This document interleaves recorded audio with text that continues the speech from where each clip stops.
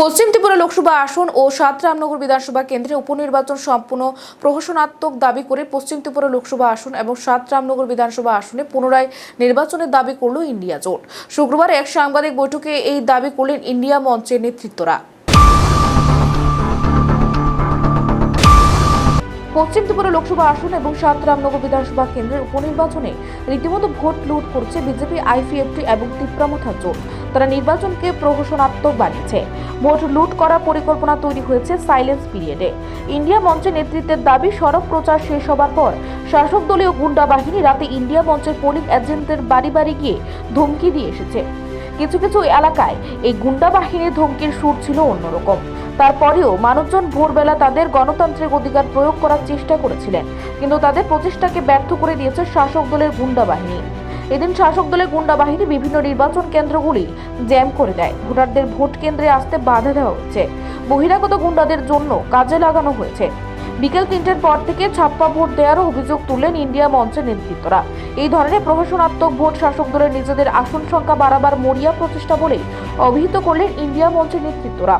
তারা আরও অভিযোগ করেন, যেখানে বিকেল ৩টে নাগাদ ৬৮% ভোট পড়েছে, এই ভোট তারা ছাপ্পা ভোটের মাধ্যমে বিকেল ৫টার মধ্য দিয়ে গেছে প্রায় ৮৫%।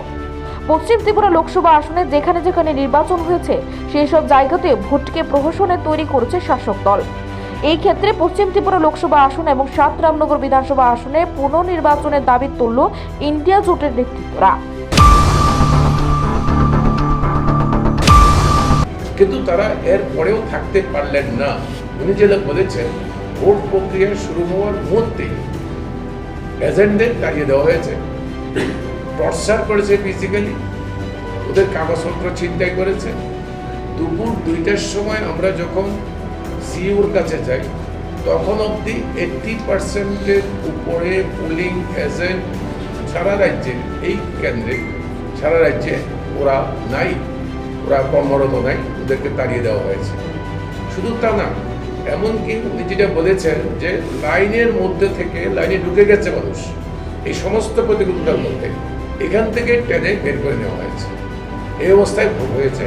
এই ভোটটা সম্পূর্ণরূপে প্রহসনাত্মক ভোট, এবং এই প্রহসনাত্মক ভোট সফল করতে পেরেছে এই জন্য কি বাইরের এই নির্বাচন কেন্দ্রের বাইরের লোকদের এনে এক একটা পোলিং বুথে জড়ো করেছে, এবং সেটা করেছে কালকে রাত্রে থেকে।